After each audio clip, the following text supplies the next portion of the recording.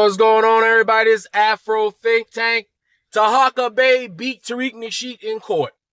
Tahaka Bey, Moorish World TV, beat FBA's leader, Tariq Nasheed, in court. So I just wanted to make sure I bring that to you. My brother from another mother, Tahaka Bey, the unofficial lawyer, the unofficial champion. The dude, hey, look, I knew, dude said he represented himself. I knew he was going to be fine, all right? If you look at Tahaka Bey, the way he presents information, you can tell he's a natural resource, a researcher. He could have definitely been a lawyer. Like, for sure, Tahaka Bey could have been a lawyer. When I watch Tahaka Bey break shit down, I'm always impressed. I'm like, damn, like, how much work did he put into this? He put legitimate work. People could pay him for that shit. Like, he might have missed his calling. Tahaka Bey, you might have missed your calling, bro. I knew that you was that type of person from the get-go.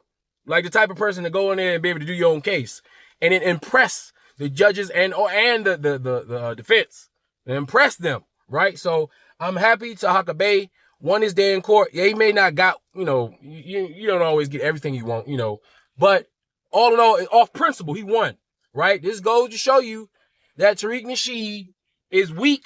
He's a loser. He's not to be taken seriously, right? And he's not a pillar of the community, and it's been proven, right? He took him and his white lawyers, old white handler lawyers, tried to stop justice from happening, and it didn't work. Moorish world citizen, a sheik, all right, went in there, Joe solo dolo, right, and destroyed a multi-million-dollar law firm that Tariq Nasheed hired to take care of his legal business. They couldn't handle one Moorish man from Baltimore. That's how weak Tariq Nasheed is, and I'm happy that he lost. Right? Anyway, y'all tell me what y'all think in the comment section. Afro Think Tank, learn something, teach something. I'm out.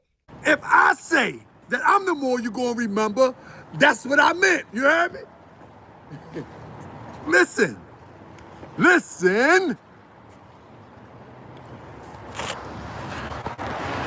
So, fam, let me give y'all an update real quick before I gotta get out of here. Today was the final day of trial with myself and Mr. Tariq Nasheed. Let me give y'all the first breakdown. The first breakdown is that Tariq Nasheed looked very defeated in the courtroom. For the past few days that we've been in the courtroom, he looked very, very defeated. And I'm gonna tell you something, family. At one point, my humanity kicked in, and I had to remember who I was dealing with. But from my perception, Mr. Nasheed looked very ill. He looked very ill. Looked like he had lost weight. And I'm just giving the description. The back of his hair was salt and pepper gray. The front of his hair was shoe polish black. And I'll go into some greater details when I get to the studio, but I'm just telling you right now that the brother did not look like the Tariq Nasheed I just smacked Tahaka Bey. I'm telling you right now. So I'll give you a brief breakdown. Now, to be honest with you, family, it was like, so I defended myself, right? I defended myself. And I want to give y'all a better breakdown, but I'll give you a breakdown like this because I only got a short amount of time before I get out of here. But in the beginning, right, it was kind of complicated to get my bearings, right? Because I come to court. Save 30% on holiday sides and desserts. Save on mac and cheese, apple pie, and more. Get 30% with all of this evidence, right? Like all of this evidence. And unbeknownst to me, that all the evidence is digitized. In other words, it's not like that in Baltimore, that you send all your evidence in and you really just have your papers with you in order to have an extra copy. But so I was there on some old school type stuff and trying to get all my papers together, et cetera, not thinking that they had already been put in and they digitized. And so whenever you approach to put evidence in,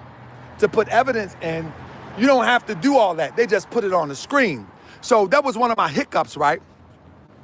But the trial, family, I knocked the trial out the water. After that little hiccup, family, I ran through this thing flawlessly. I mean, FBA, and I'm gonna be like this, and I'm not disparaging. FBA has definitely got some thinking to do, because I was in there fighting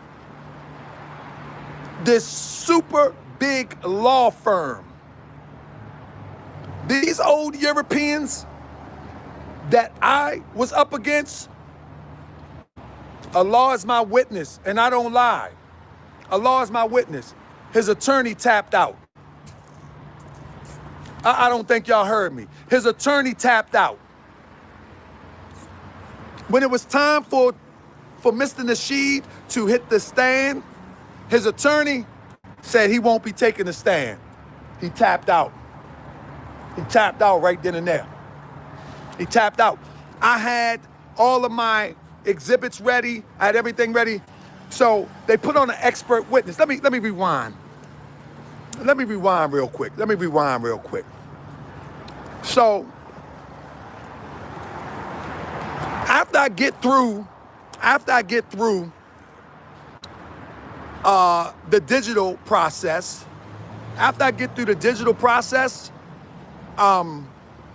everything is just flowing.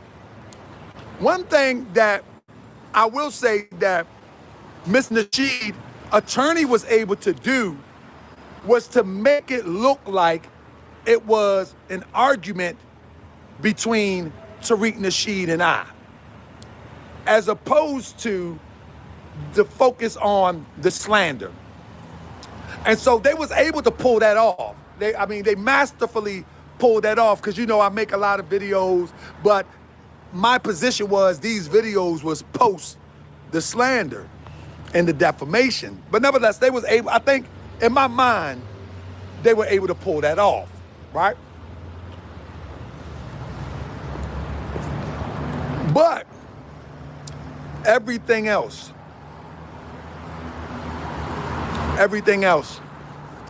hands down, family, I think I'm going to school to be an attorney, man.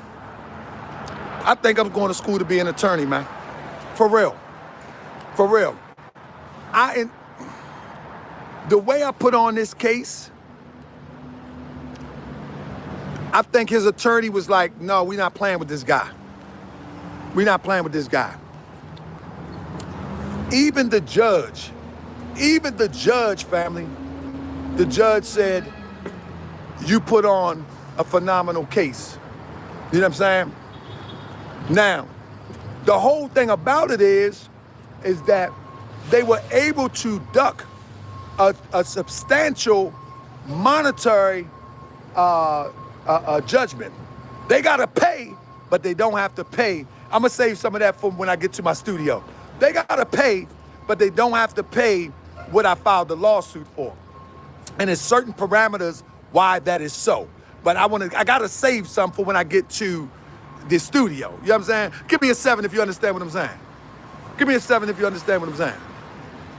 You know what I mean? I gotta save some before I get to the studio. You know what I mean? But at the end of the day, I beat my case. You know what I mean? I beat my case. What? You beat your case? What's that? I beat that. So look. I mean, I beat my case, and they gotta pay. Is it what I wanted them to pay? No. But hands down, FBA, they really need to consider this, because I'm gonna tell you the truth, family. I'm gonna tell you the truth, family. Mr. Nesheed looked very pathetic and weak in there with these old Europeans trying to defend him. Listen, this is my opinion. It looked disgraceful. It really did. And I'm not even talking about an FBA movie. I'm just talking about from anybody who is melanated. It really looked disgraceful. It looked very disgraceful that a young brother, Moorish American, descendants from the inhabitants of Africa, family origins here from the plantation. Meet Francis. His story is so inspirational, we turned it into a book. Is facing, and these are older Europeans. I'm talking about, they like 70 years old. Seriously, these old attorney Europeans, like 70 years old. It was very, listen, it just looked bad. And like for instance, when you take yourself outside of yourself and you look at the reality of a situation, you said, man, this looks pathetic. Like at one point he was looking helpless, like save me. Cause at one point, even though he lost, I think he's kind of happy that he don't have to pay what the lawsuit was for. You know what I mean? I think he's kind of happy that he doesn't have to pay what the lawsuit was for, because he did. That's the only time he smiled. You know what I mean? But nevertheless, it was pathetic. I mean, it was pathetic. It looked really, really bad. And like I said, outside of the comments and the back and forth that Tariq and Nesheed and I had, just as an individual, just as a person, I mean, it looked bad. It looked bad. Somebody said, how many lawyers did he have? Well, on this case, let me guesstimate, it was about 5 of them. About 5 of them. Yeah, it's about 5 of them. But then, bro, listen, it got so heavy, right? Things got so heavy that the head of the firm had to come in. The head of the firm had to come in. And I think the head of the firm was like, don't let him testify. So basically, they put on an expert witness, right? The expert witness was an old guy. He was like, you know, that I'm gonna get the transcript. We're gonna do a show. I'm gonna order the transcript. I should order it now. I'll order it tomorrow. But the older guy, what up, May? The older guy, he was making statements like, in the black community, he said he was associated with the black community for about 50 years, and in the black community, it's normal for us to go back and forth with each other for competition, like he really racial. He really racially profiled this demonstration. I mean, he really racial profiled this demonstration. And yeah, let me say this. Although I didn't get awarded what the lawsuit was for, there's no doubt in my mind that the defendant spent over 100 to 150 grand on this. There's no doubt in my mind. There's no doubt in my mind he spent over 100 to 150 grand on this. Easy. I'm talking about easy. I mean, I'm talking about I'm up against one of the biggest law firms in California. I'm surprised somebody ain't coming out here saying, hey, you want a record deal? Let me put you through school. I'm surprised. You want to go to school? You want a record deal? I'm surprised ain't nobody coming out the door and saying that, because after I cross-examined the expert witness,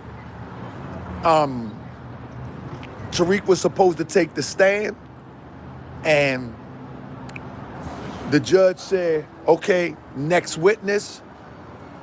His attorney stood up, Your Honor, my client will not be taking a stand and testifying, and yeah, we rest. I was like, what? Listen. If he would have took that stand, I had my thing lined up. Marcus, Vincent, Thomas, everything would have came full circle.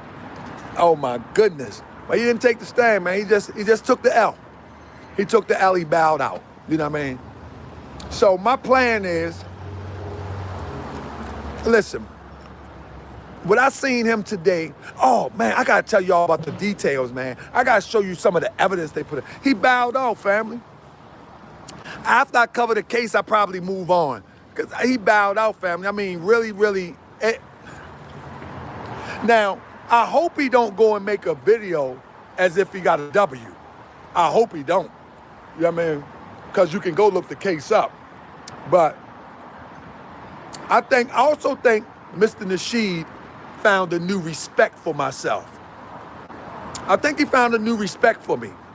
I think he's seen how I moved around that courtroom. I think he's seen how I was presenting myself as an intelligent, respectable man with decorum. You know what I mean? I think he found a brand. If he didn't, he's just 2 times crazy. He's just 2 times crazy. But I was in there getting it in, family. I was in there getting it in. But I won today. The man. I won today, family. The case is now over. I'm the victor. I'm the first one on social media that sets a precedence. You understand? That you can have commentary. You can say whatever you want. But don't let the commentary jump over to slander. Don't let it do that. Yeah. And I beat the FBA's European attorneys. That's what I did today. I did it. I beat the FBA European attorneys. Ain't nobody trying to argue with you all damn day, bro. Shut the fuck up. Damn. Free Sudan! Boycott diamonds and gold! Free Sudan! Boycott diamonds and gold! We most definitely cannot forget about the people of Sudan! Thanks for watching Afro Think Tank. Don't forget to like, share, and subscribe. And follow me on Substack and Patreon for more content. Remember, it's Pan-Africanism or nothing.